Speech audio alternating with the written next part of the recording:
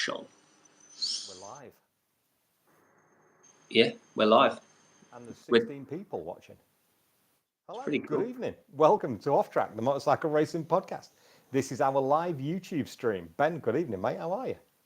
Yeah, not too bad, Dave. Yeah, this is hard work because now I've got all these notifications coming up. It's distorting my view. But first live on YouTube. This could be a complete car crash This is potentially because it turned carnage. into like the first Instagram one when we got no hope.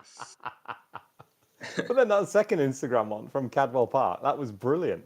People love Oh that one. yeah, it was good. It was good. Dark Wolf Odin. There we go. Welcome, boys. And Jen and Kirsty, they know that we've got the girls in the background. Kirsty will be down soon when she's had a shower, and Jennifer is She'll just poke over her the back there. No doubt. Mate, it's been a busy week. Yeah. We're only on Tuesday. What's happened? It's been I feel like I fit 7 days into 2. So yeah, it's been a busy fortnight this week. Yeah. It's just standard stuff, isn't it? A lot's happened. I feel like it's been a big week because the weekend was so large, wasn't it? With like MotoGP action. It was all kicking off in Barcelona, and it was a spectacle, that's for sure. Incredible. Evening, Bob. Good evening. Oh, Maggie. There's all these people are joining us. This is fabulous. Oh, nice. And mate, before we talk about Barcelona, congratulations on 4 in a row. The performance over the last 2 rounds for you and the Oxford Products Ducati team have been nothing short of sensational. So just while we're on the show and it's the first time you've been on, congratulations, mate. It's been a stunning watch so far. No, I appreciate it. It's been a hell of a last 2 rounds, gone from 0 wins to 4 in a row.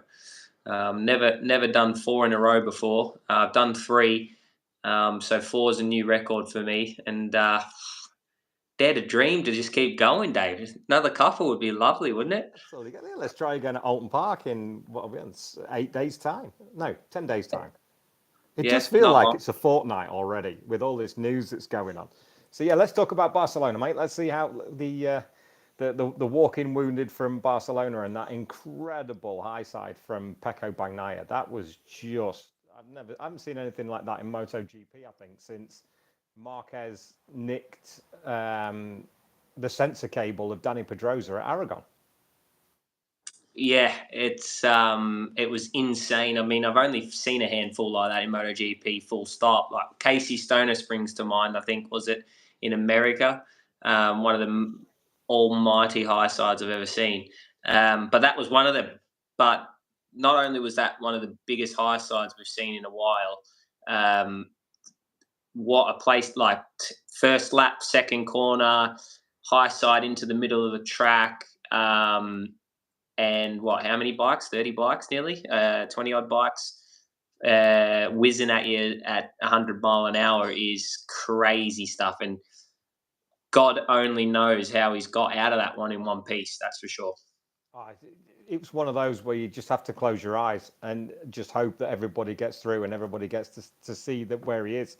Obviously, unfortunately for Brad Binder, he ran over Pecco's leg, but really, it was for him to be giving it the thumbs up on Sunday night and travelling home with the team. Everybody feared so much worse. Robert Cook, Pecco is like a cat. You're not wrong, Robert. And good evening, everybody else who's joined. Yeah, thanks for the comments are flying in already, and I know I'm going to get. There you go. See, I was just before that comment was going to keep. I was just about to say I know I'm going to get some sort of stick on here because I normally do anyway, but I haven't had a shave and I haven't had a haircut because the problem we have is when BSB's every other weekend, I get my hair cut every sort of week and a half. When it's when there's 2 weekends off, I don't go 3 weeks without a haircut. So because I'm not paying twice, do you know what I mean? So I'll get my haircut on the week of the racing and job's a dream. So I look like a hobo, I know. And I have done a day's graft. I've been up since 5 o'clock. So I can take that on, and I'll notch that one off and take that because I am knackered, just so you know. You've been up early, mate, and you've been to the gym, and it's like a 120-mile round trip to the gym? Yeah, maybe a bit more to be fair, but yeah, let's just say I do some traveling to go training in the morning, but get a good few hours graft in the morning, then go to work and try and earn some money out of the job, you know? This is it's the tip of the iceberg thing, isn't it? The 4 races are the tip of the iceberg, but there's the rest of it that comes underneath it that helps you get there. Yeah, well, if you look, these are like, see these lines here. Every line is like a 5 o'clock start, and then on the other eyes, every line is a like a race winning battle that went down to the wire. It's called stress. So my face tells 1,000 stories. We'll not go into that on mine then. I'm not going down that road. But we also know people who can fix those lines, so it's not a problem anytime you need it. That's the thing, isn't it? Anyway, back to motorcycle racing. That's what the people are here for. Yes, 45 of them actually. 45, that's good. Thank you everyone for joining us. It's we thought we'd have a crack at this YouTube live and see how we get on. It's something different, something new. There's so much going on, and Ben said it yesterday. Why don't we go and have a crack at it? Because there's so much news through BSB, through World Superbikes. It was just incredible for the amount of news that came out. And you know how this thing works. Somebody has to announce a departure before somebody can announce an arrival. So Johnny departing KRT had to be announced before the job at Yamaha could be announced. It's just professional etiquette. So it's been a hell of a week so far.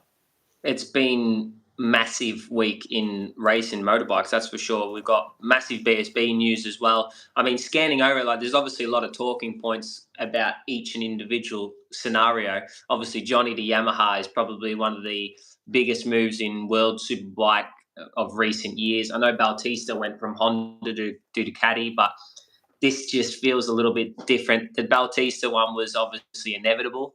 He'd been there.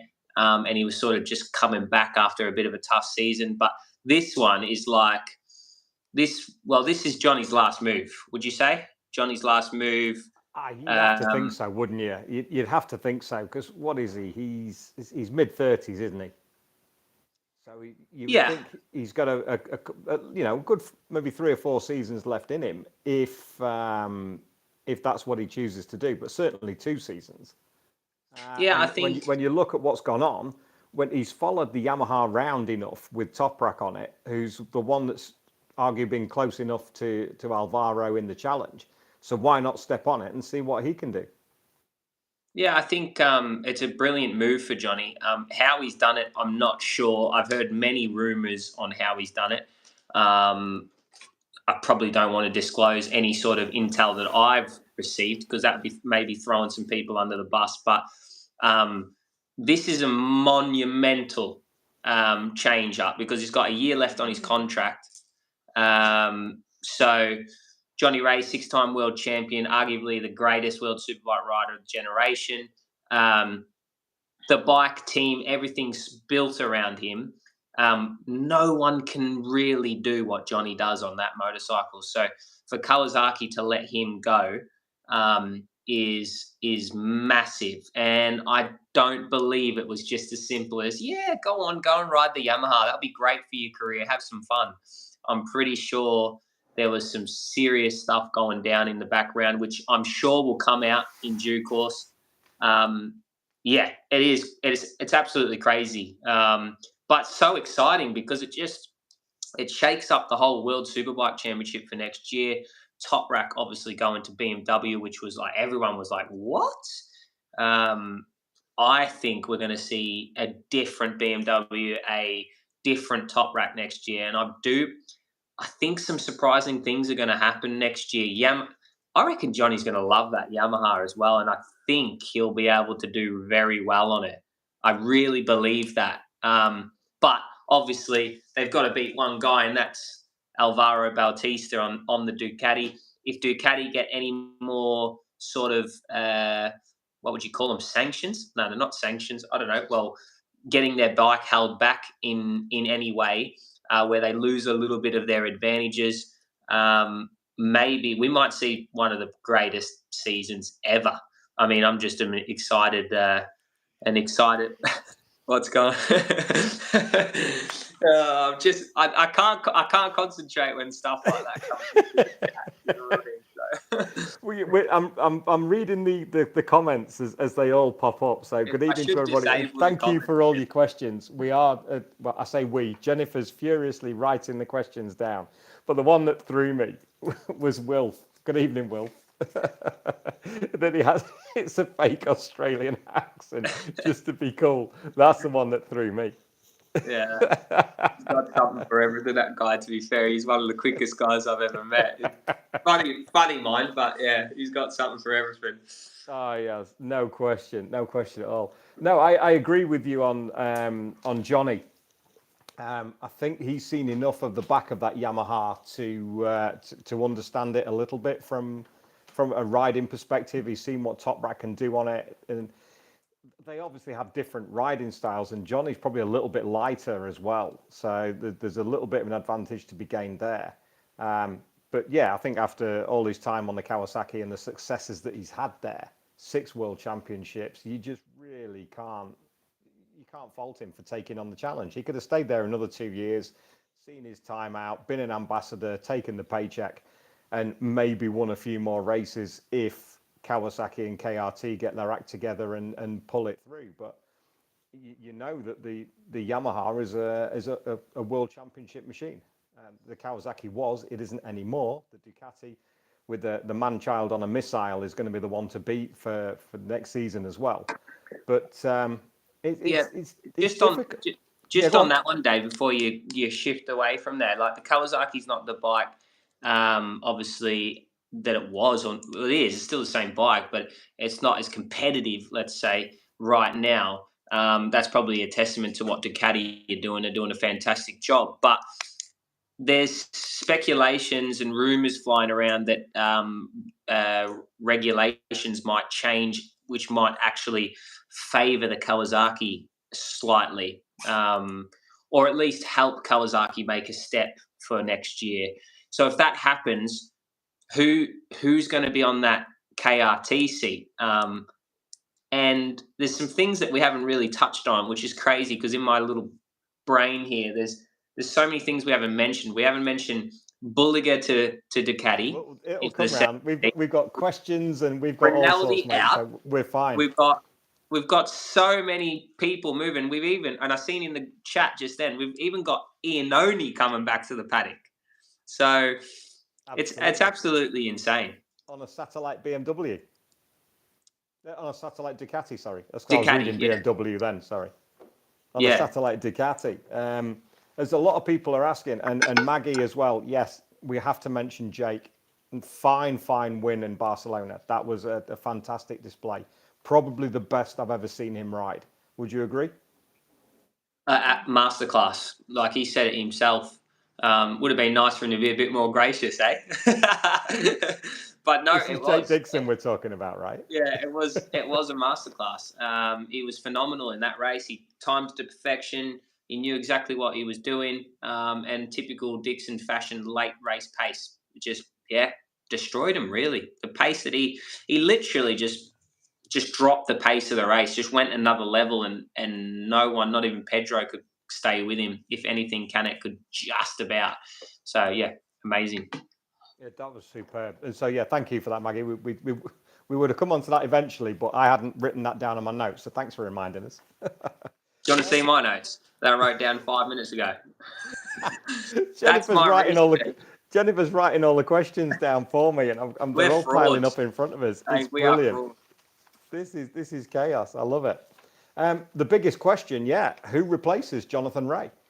Well, I've got a list of 4.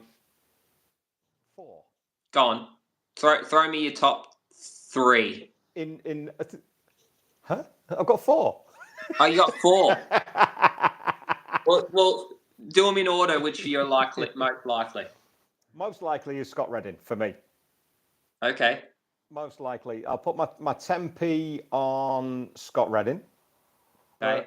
But then there's been press speculation and reports today that he's actually signed for Bonovo, with Loris Baz out of a job. Now, how much truth there is in that, I don't know. But then after that, you're looking at Rinaldi and Huertas. Rinaldi. What about? Or Loris Baz, if they take a punt on him. I mean, he's been there before, hasn't he? So I don't think they'll go back to Loris Baz. Huertas may be a prospect for them, but I've heard he's potentially going to fill the Pacetti spot on a superbike. I think that's right for him. I don't think he's ready for a full factory seat yet. He needs a bit of experience. He needs a season or two on a second tier team, and then step up to the factory. I think Kawasaki very much got him in their plans for him to eventually. He's a talent. He's a young kid. He's lighting it up in World Supersport on a Kawasaki. He's tested the KRT bike. They've obviously made their intentions pretty clear. He was at the Aragon test the other day. Did a day on Johnny's bike, and apparently did quite well. 1 lap pace. Didn't crash it, which is obviously a plus. And I think Kawasaki are going to support him in his endeavours with maybe Pacetti. But then there's rumours about Pacetti changing manufacturers. It's insane. Like I haven't even commented about your picks for KRT.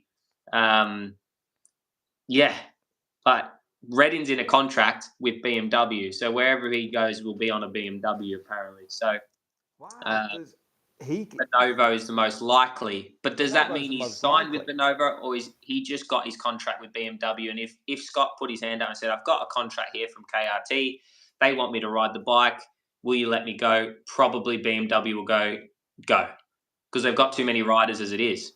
He has the power over that, doesn't he? He has that really strange contract that he's got a contract with BMW for 2024. They can't sack him at the end of this season, but he can leave.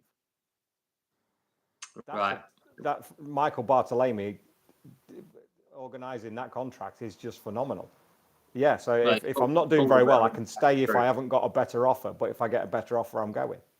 Yeah, he's pulled a worldie if that's true. But I mean, if I was a betting man, I would say Redding to KRT. It makes sense for KRT to get results straight away. Will he get on with the bike? Will he win races? I don't know. But it makes sense out of the remaining riders who's going to give them a proper go. 100% it does. So it's basically set the World Superbike field alight, hasn't it? Now with the moves and everything now, and as you said, Rinaldi out, Bulliger steps up. I was hoping you'd get the nod for that, but I don't. Wait until my announcement comes out, Dave. Wait until mine. There's a few people have been asking that. Will's terrified that I'm going to leak the beans on my my World Superbike move. Well, we'll not say anything just yet. We'll not say anything about that. We'll keep that to ourselves. Where's Taz heading next season? That's an interesting one, because I wonder if he will stay under the Honda umbrella and in World Superbikes. I don't see him coming back to BSB anytime soon. And I think if he does, then if he stays within that MIE outfit and ends up on the Superbike, depending on what they can offer, the Honda isn't the best in World Superbikes, but it's another foot in the door if he does, just like it was this season. So, as you well know, mate, you've got to be in it to win it. Yeah, I mean, in it to win it is exactly what he did. The very last race in World Supersport, he actually won. So, was that 6 weeks ago or something like that? So he's actually going back to Magny-Cours this weekend as a race winner, which changes things a little bit. Will he be in contention this weekend? Probably not. It's 30-odd degrees there all weekend. The Honda's obviously notoriously been quite slow in Supersport this year, top speed-wise. Taz is obviously doing a fantastic job in tricky conditions. The one thing I would say is I think he's got a 2-year deal. I don't want to speak out of turn. I think he has.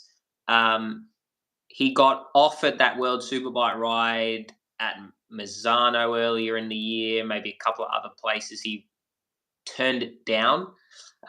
So if his plan was to get on that Honda Superbike, would have that not been the right time? He's ridden Superbike before. I don't know is the honest answer. Who knows what his plans are for for next year. Obviously, he'll want to stay in World Superbike paddock somewhere. And obviously, his goal is to reach World Superbike, like everybody's goal in that paddock. So, honestly, I don't know. It'd be good. It'd actually be quite cool to be able to chat to him about that. But it'd be cool to chat to everyone about all the silly season stuff. And it'd be good to know everything. But I guess there's got to be some sort of element of surprise. But I reckon we'll just see him. I reckon we'll see him back in that outfit, either on the Superbike or a Super Sport bike, maybe with a bit of an uplift in the team, a bit more personnel, a bit more expertise, and maybe a pre-season under their belt where they can develop the bike, make them faster, make them better. Who knows? Well, this is what we have to find out, isn't it? We can sit here and do this speculation all evening. It's brilliant, and it's great that you've got the time to do this, mate. And hopefully, the guys and everybody watching it and girls are all enjoying what we do. Just a little bit of an off-the-cuff live podcast that you can all join in on. And so far, the messages and the questions we've had, thank you so much for interacting with us. And while you're here, make sure you subscribe to the channel as well. Just hit the subscribe button and ding the bell if you can. Lee Eubank, what do the lads think of Toprak on the BMW? What will he do on it? Whoa, I think he's going to go well, but mate, you're the man. You tell us. What do you think? Well, he'll win a race or two for sure, because the BMW's been strong in places. He's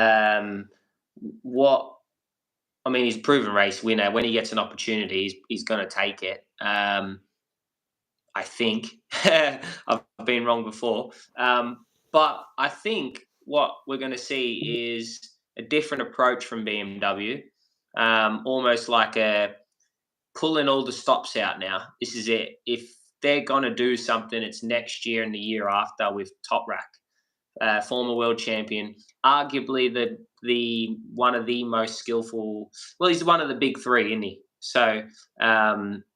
If anyone's going to do it on their machine, it's Toprak. So if they don't do it, they're going to be in complete disarray. Big money move. It's all common knowledge. They've gone above and beyond. They've even gone and signed too many riders. There's too many riders in contract with BMW that they're going to have to pay somebody out not to ride. So that's how all out they've gone for Toprak to be on that seat. So look, I think we're going to see a different approach, maybe some new minds heading over to BMW, maybe to bring Phil Marin with him. I'm not sure, actually. Yeah, I think Phil's going with him to BMW. So there might be a different approach, different riding style for sure. No one rides like Toprak. So who knows? Maybe the BMW pedals around these tracks faster than ever before. And yeah, dare say it, maybe win a world championship. Who knows? Wow, you heard it here first. That's a bold statement, BJ. I tell you, that's if that happens, we're snipping this up and we're putting that out there because, yeah. That's getting framed on the kitchen wall. Andrew Welburn, that's a really good question. I was going to come on to that, actually. The one thing that I find holds up BMW more than anything else is their insistence on using the Bosch electronics rather than switching to Magneti Marelli like the whole rest of the field. For me, we need to maybe have a chat with Andy Levers on this, who works for Bonobo. But the insistence on using their own electronics rather than race-proven Magneti Marelli, for me, I think has kind of held them back more than helped them. I can't really comment on that because I don't have I don't have knowledge of what electronics they use, and I would have thought actually that everyone was on the same electronics, but that's how little I pay attention to what's happening in the world of racing. But notoriously, BMW have always been a little bit stuck in their ways with things. They always reluctant to change. It takes a rider to literally throw their helmet through the pit walling and saying, "I quit. You're all a bunch of idiots," before they change a clutch or something like that. So I've heard all sorts of stories come out of that end of the pits. But I believe, like we spoke about this on a podcast about Scott Redding, he made a huge step with BMW. They listened. It looked like they listened to Scott at the start, and they made all the changes that he requested, and then he went boom with BMW. But that has obviously since halted. That progression has since halted. For what reason? I don't know. Is it from the manufacturer's side? Is it from Scott Redding's side? Is it a bit of both? Is it just a clash of personalities? I don't know. But tends to be a similar story we see over and over again. I could probably think of some other areas like MotoGP where teams tend to have the same problems with all different riders, and you have to ask yourself: is it something internally? Is it board level? Is it so on? And yeah, you have to ask that question. But I actually think they're gonna. Listen, Kenan Safoglu is heading that Turkish project over there, and he does not take shit. He will go into that garage. He'll demand, and there'll be clauses in that contract, left, right, and rhubarb, saying if you don't do what I say, we're out, and you can't stop us. So yeah, it'll be interesting, but I think they'll pull the stops out. I really do. What they can do, I don't know. I'm not that technically minded in that sense where I go, what they need is a swing arm. They need this. They need that. I don't know is the answer, but it's a massive manufacturer, and they might go above and beyond. I think that's the thing. It's the unknown. This is the beauty of a podcast. A little bit of speculation and a little bit of backwards and forwards. Two blokes talking shit, and maybe they'll get it right. It's basically making shit up, and if we make enough shit up, some of it's going to be right. Something's going to land. There's so many questions coming through. The question I caught at the bottom there, what was that you? That's professional, isn't it? We've never been that, mate. Don't ever accuse us of being that. Sean Ride, the dad of Kyle, asking about Phil Marron going over with Toprak. Yeah, we think he probably will do. But that's the thing. We don't know for sure, but speculation is everything. I don't know 100%, and neither does Ben. Do I message him? I'll drop him a message and see. And I'll say I'm on the line. Oh no, I don't want. Oh, hang on! I nearly lost the whole live. Then I don't want to do that. Don't do that. Remember the problems we had with that first Instagram. Yeah, we should open this. We should open the pub for this. Just a quick one from Dark Wolf of Odin. What bike was on your bedroom wall, and have you had chance to ride it? Hey. When you were a kid, what bike was on your bedroom wall, and have you had a chance to ride it? Oh, gee, that's not a good question. There's a side question for you. I could take that. I could take that the wrong way. The page 4 girl on my wall. Nah. Evening, Kirsty. To be honest with you, I had motocross posters. That's what I was on. I was on all the Krusty Demons stuff and all that. I was a late switch to road racing, so I was looking at dirt bikes like CR 500 2-strokes, like crazy things like that. So probably one of them. But I rode one of them and it rattled the earwax out of me. So I literally terrified me. I didn't want to ride it again. They just look 2-stroke motocross bikes. Just yeah, I can't. No, it's not for me. That they just look like they're going to hurt you when they're stood still. I can't. Yeah, it's not for me. That. Mate, we're nearly half an hour in and we haven't even touched BSB yet. Shall we switch to that? Sorry, we haven't got round to everybody's questions. We're doing the best we can. We've got a great audience tonight. So thank you, everybody. There's a couple in there I wanted to touch on, but let's just move on, because we're going to be on the rabbit hole. We'll have to do this whole segment just on World Superbike, but there's some big stuff happening. Should we talk about BSB? MotoGP was there for everyone to see. It was insane. But do you want to talk about BSB now? Yes, mate. Sorry, I've just... Jennifer's just been on to Tim Seed asking about the ECUs. This is the people that we can call on. Oh, yeah, beautiful. Go on, give us the goss. BMW run Bosch ECUs at World Superbike level. Magneti Marelli are the go-to to everyone else. They won't change to Magneti Marelli because it's not German. The Bosch ECU is nowhere compared to the Magneti unit. Bloody Germans, they're stubborn, aren't they? My mum's German, I know all about it. Yamaha's Motec specialist, Tim Seed. Thank you, Jennifer. And Tim will be on the podcast at Alton Park along with Mike Norton, who was Valentino Rossi's Olin suspension technician for 11 years and now works at McCann's Yamaha. There you go. And Glenn Irwin and Reese Irwin. So that's 3 days taken up just listening to those two. Far out. You need a whole bloody weekend just for them. Anyway, just while we're just for you, the people that are here, please remember subscribe to the channel because we're going to keep banging on about that. BSB, sorry, man, BSB. Talk to me. What have you got? I've got some scoop. Well, there was some announcements. Was it just after Cadwell or during Cadwell? I don't even know if that was meant to happen. It didn't seem like it. Mate, the Martrain announcement. No, I was more thinking of Osho to Kawasaki, but that's pretty common. That's pretty common news now. But it felt like that just came out of nowhere. Did it come out of nowhere? It kind of did. I think it kind of got wind in the paddock, and it was announced on the coverage, I believe. So then it was picked up by the fans across social media and everything else, and then all of a sudden there was a hastily put together press release, I think, that all of a sudden like, ta-da, it's official.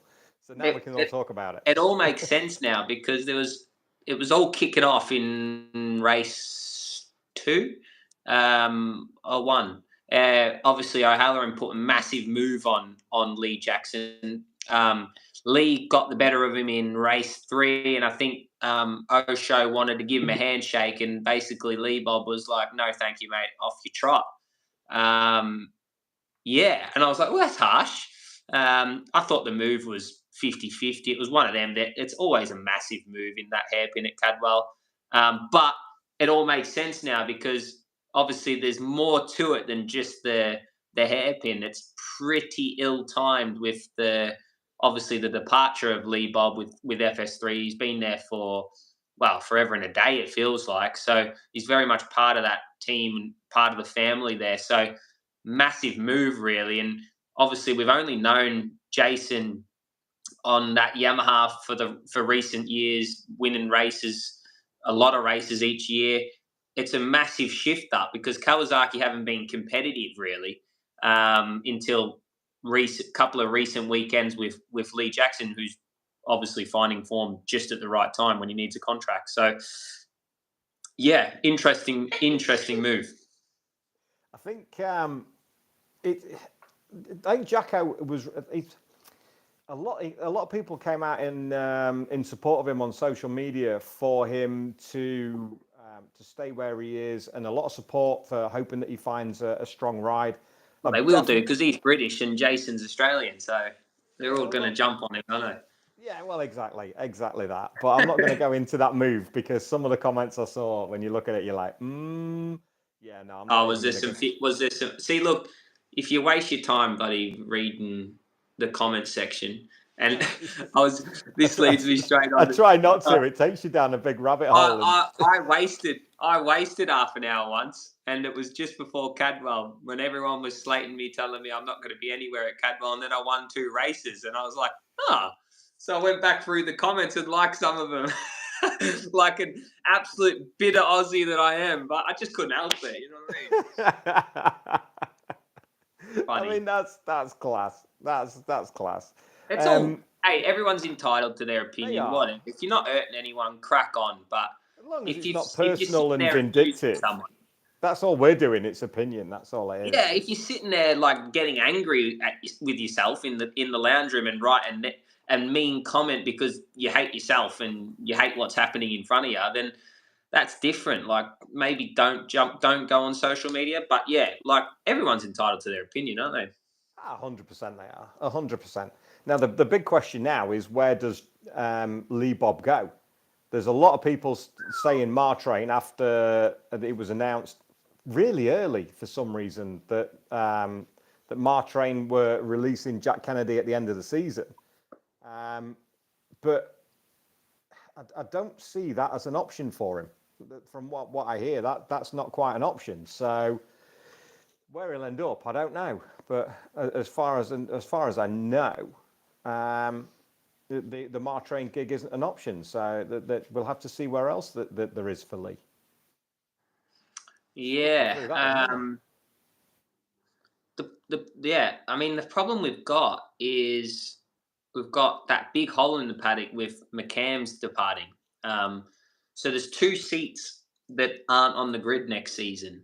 And then you've got Danny Kent's team. What do they call LKR, Lovell Kent Racing. Lovell Kent Racing. So that's another seat. So we're 3 seats down. And the big question mark will be on the future of PBM.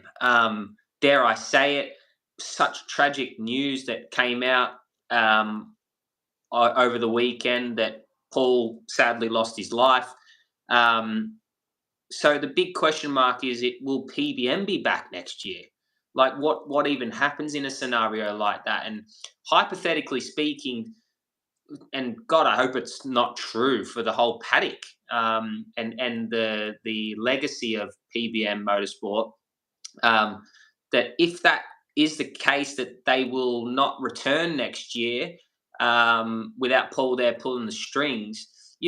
All of a sudden we're 5 bikes down. And this is all just hypothetically speaking, guys. This is not. I've got no insight. This is all raw and new. That's a massive. It's already a big hole. But if that was to add to that, you've got then 1 and 2 in the championship looking for rides. You've got Danny Kent looking for a ride. You've got Lee Bob Jackson looking for a ride. These are all podium race winners looking for rides. Like, there's not enough seats to fill right. And for the first time probably in a while, there's maybe more riders than there is bikes. So, it's a nerve-wracking time. Concerning to be a part of, really. No, I agree. And from all of us at Off Track Podcast, we send our sincere condolences to the family, the friends, and the team of PBM Motorsport for the sad loss of Paul. A massive shock to everybody. For me, I would love to see that, as everybody would love to see the team continue. Maybe his daughter Jordan will step into the role alongside Johnny Mowat. It's such a tight-knit team. They all know each other inside out. They all know how the team works, how it gets put together.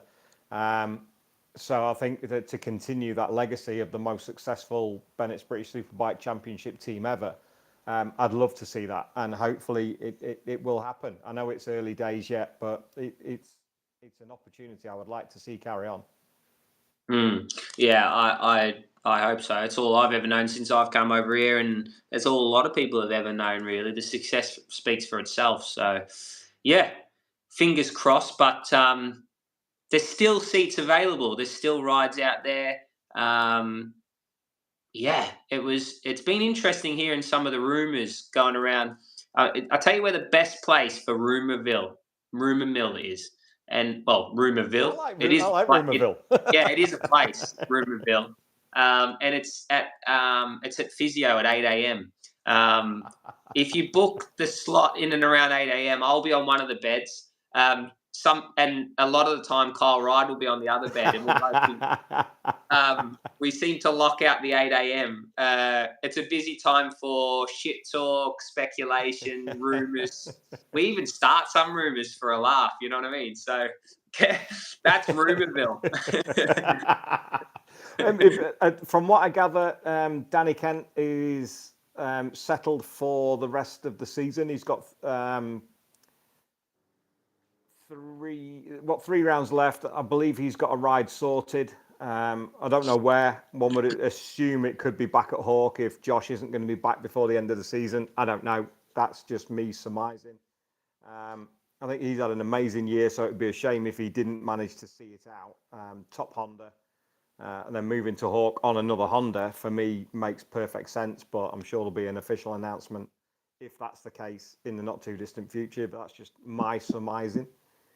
Yeah, my rumor, the rumor I heard was Danny's obviously coming back for the last couple of rounds or few rounds, but there was obviously huge speculation on where he would ride next year, and I had my money on Honda being the destination for him. It made sense. He was on a Honda this year. It's probably the top performing Honda because unfortunately Andy Irwin had that early season injury, which sidelined him. He was probably the number one Honda guy on the grid that was probably going to get most results this season, just being familiar with the bike and being in the factory team. But But Danny's performed spectacularly. Remember, it's his own run team. He's run that himself. Unfortunately, I can't finish the season with the financial situation, I'm guessing. But the rumor I heard was if Danny was to sign for Honda next season, he would finish the season this year riding the bike. Now, I don't think he's riding that bike. So, which sort of suggests to me that he hasn't signed with factory Honda. So who's he signed for? Because we know he's signed for someone, but who is it? And my money would be on Martrain Yamaha, which obviously was a huge shock to everyone, announcing that Martrain and Jack Kennedy are splitting after obviously recent success, winning the British Supersport Championship. I mean, they built that team really around Jack. Like you look, they came out.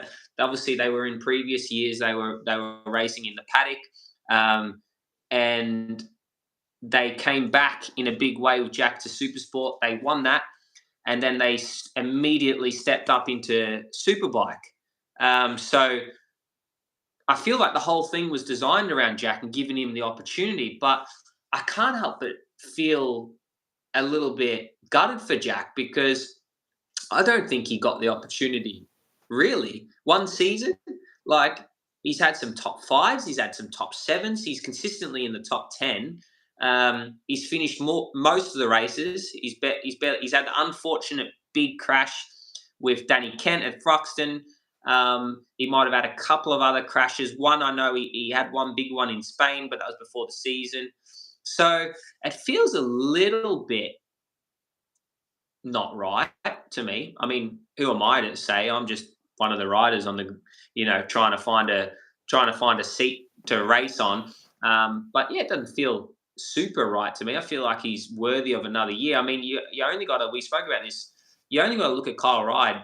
Last year, mediocre season, some really good rides, but struggled to get the consistency. And this year's been a revelation.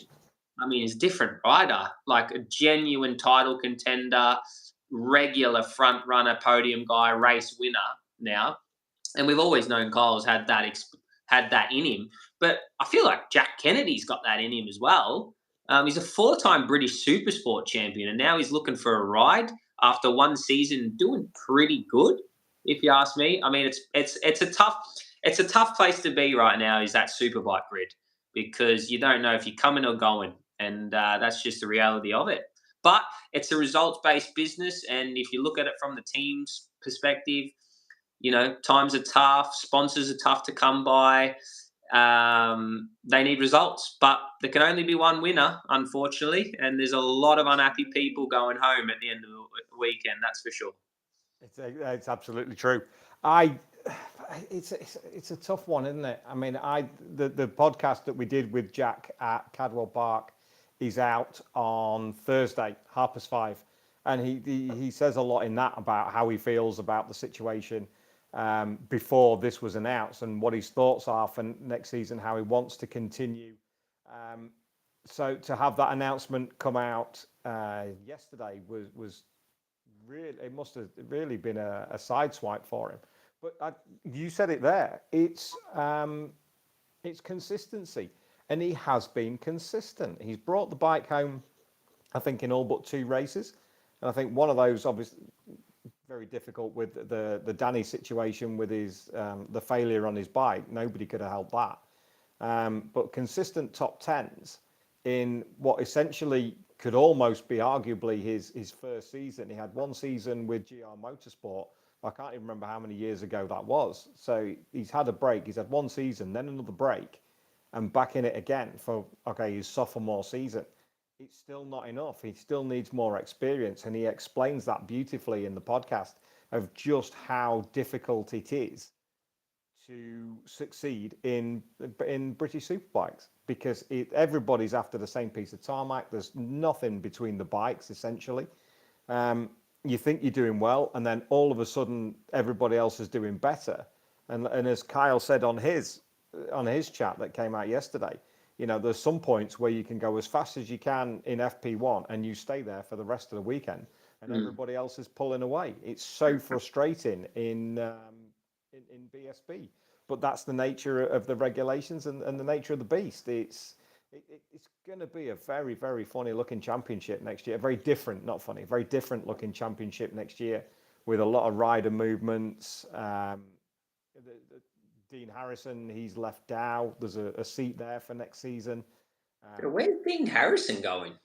Honda. He is. Okay. Honda. So there's one that other. I think it's not officially been announced, but it's pretty widely known that he's going to Honda now. So whether that's for the roads, I think more than anything, I think they'll retain Andy and Franco, who I think has also done a good job since he came in. I don't think Tom will remain. I think he's ready for a move somewhere else and a chance somewhere else. It's been a difficult year for him. He's been off to World Supersport. I wouldn't have thought so. Not if Will's watching this. Booliger's bike's not even cold yet. The one went through there that Jack Russell had pointed out.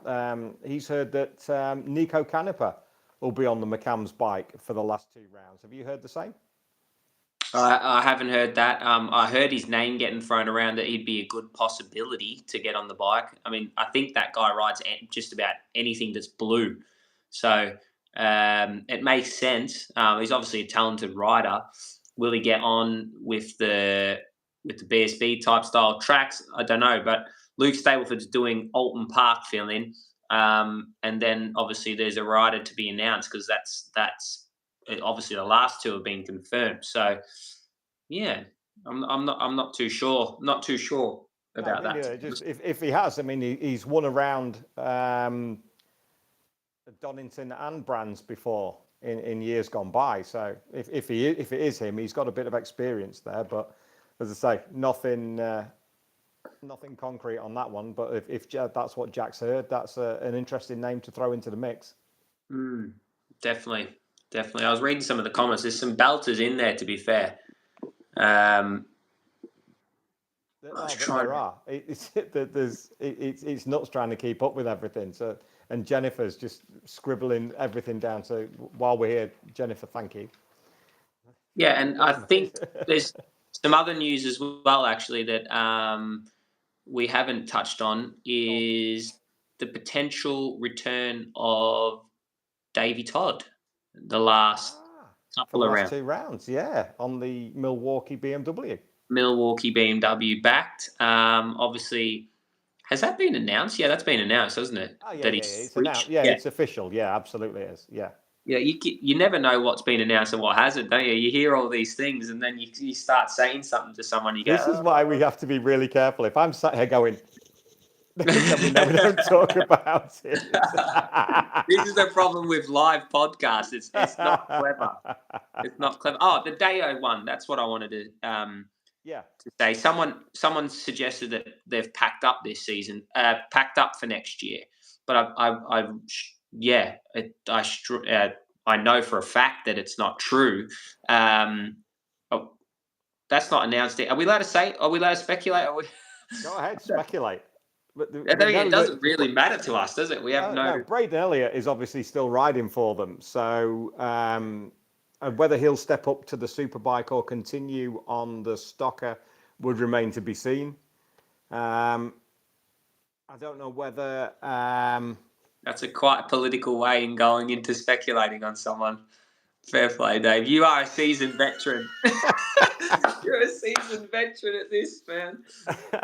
So maybe Braden will step up as well, but if they do, then they may run 2 bikes because there might be another seat available with a more experienced. There's someone else signed on the superbike. That's right. A more experienced superbike rider.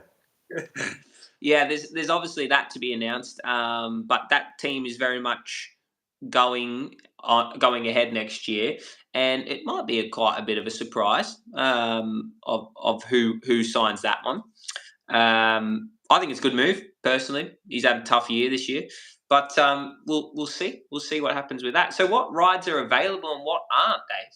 Is there anything Well, you would suspect that OMG would stay the same.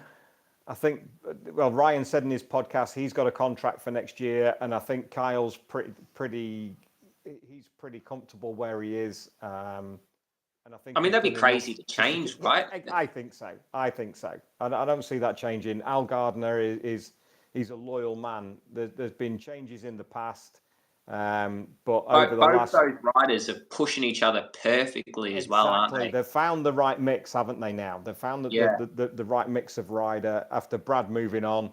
And I did say at the start of the year that I will keep throwing this in. I did say that Ryan would flourish on the Yamaha with Roger Marshall. So I'm just going to keep that pinned to the kitchen wall. If PBM do continue, which we hope they will, I would suggest they keep the same two riders. There's no reason for them to move. They're 1 and 2 in the championship. Mm-hmm. So there's no reason for them to move. Martrain, as we said, could be a number of people. Could be Danny Kent. Could be there's a few in the offing for that. Davey at Milwaukee. I don't know whether that's in answer to. I think it was Maggie's question. Oh no, whose question was it? Have you answered it? Jennifer's answered it. She's so good at this. Stuart. I would think that was more of a concerted roads campaign. He's on the bike now that's won the Superstock TT and the Senior. So this is his chance now. It's the same level of bike. There's no expense spared on it. They're going out there to win back that title. So, is he doing the full Superbike calendar as well? That I don't know. I would like to think so.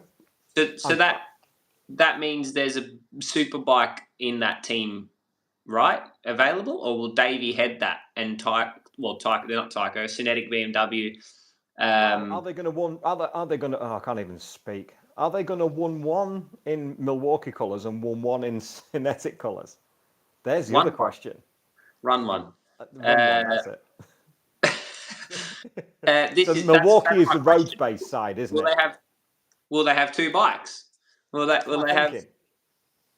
I think they might. That's my thinking, because when you look back at the Northwest 200, Alistair Seeley on the sister bike to yours was all in Milwaukee colours.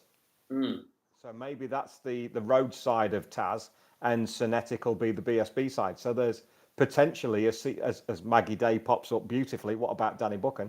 There could well be a seat at Cinetics. I think after the year he's had, I can't see him staying. And that's not down to him or the team, whatever. You have a season like that, regardless of the reasons, you're going to walk away, surely. I think it's safe to say we won't see him there. I could, if I was a betting man, I would bet that he won't be there. I'm going to pull these splinters out of my arse eventually. Yeah, I would say he's definitely not there. You could probably put 2 and 2 together if you've been following it for the last 53 minutes. Oh my God! This is how time flies, mate. Jeez, yeah. There's still 72 people that are here that can't sleep and have got nothing better to do. So I'll tell you what. Let's make a rule, right? We have to be finished in 7 minutes, okay? Because my bedtime. So an hour, yeah. Well, 1 hour. So we've got 7 minutes. So we need to scan across it. Hawk Racing, Charlie Nesbitt stays. Who partners him? I'd like to see Josh get another go. I really like Josh. I think he's had a difficult year this year. Injury has obviously precluded him for the last few rounds, which is a shame. He's struggled, and the self-belief, we spoke about it at Knock Hill. I'd love to see him get another go. But if Hawk do change, then would you bet on Jack Kennedy not being there, or not ending up there? Yeah, I mean, well, there's riders without a seat: Lee Jackson, Jack Kennedy, Danny Buchan potentially moving on. Potentially. If he leaves from Honda. Yeah, there's some massive moves. Who's that there? Tomo, love the chat, lads. Missing all that goes. All the Goss not being in the paddock. He was one for the Goss, wasn't he? Tomo and Dave. Some inside scoop. To be fair, Go on.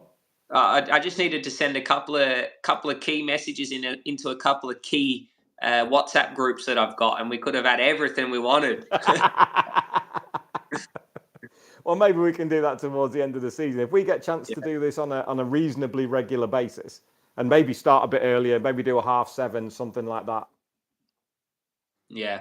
I want to thank everyone that stuck around for it. Did people stick around for an hour? Because that's been at like 80 mark for a while. Yeah, it's going up. It was sat at mid-60s for about 20 minutes, and then all of a sudden it started to creep up towards 80. Yeah, that's incredible. I wonder if Will's still in there. There's no way Will's still in there. He might be. One quick one from Maggie. Who's BSB predictions? Who's going to win it? Who's going to win BSB this year? Ooh, I tell you, the mad thing is this point system, right? Is there 50 points available for a win at Brands? Yes. 50 points for one race win. So that means if said rider crashes and he's got a 50-point lead and said rider wins, he is now equal in points. No way. That's insane. Who wins? Oh. Tommy Bridewell is going to Alton Park off the back of a win at Cadwell after a disaster weekend. He's going to go there and he thinks he can win all three of them there. Arguably his strongest track on the calendar. Would you agree with that? 100%. So no argument from me. If he goes there and wins all three, does he win the championship? No. Okay. Go on then. Who do you think's going to win the championship? Oh man, I don't know. Honestly, so we've got what, four guys? 4 guys in the running? Yeah, you got to think the 2 PBM guys. Kyle's still in there. He had a great Cadwell. He had a brilliant Cadwell for a track he really doesn't enjoy. That was a brilliant display from him. I don't think Jason's out of it either. You know, not with the way these points are. No, I agree. I think what is he? Ryan's 50 back? Mathematically in it. 33. Thank you, Ian. 33 for a win at Brands. So that's 99 points over 3 races. 99 points, man. Your team boss is gone, but your team manager's here. Yeah, that's insane, isn't it? 33. Okay, so it's not 50 points, it's 33 points. Still, like, that's crazy.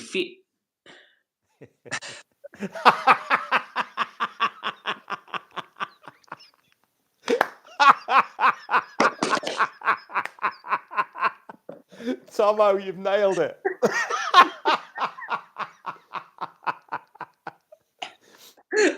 That's it. Ben's done. Ben's out. That's Nicole right. That's Nicole Shirtswinger level. That. Every now and then, someone gets it right in the comments, don't they?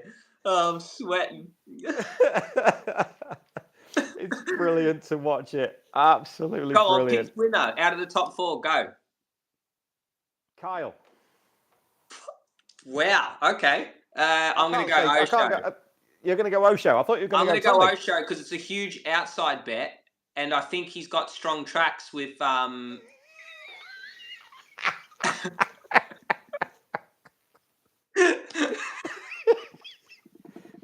the data man, Wilf, not Ben. These lives, I can't do them, man.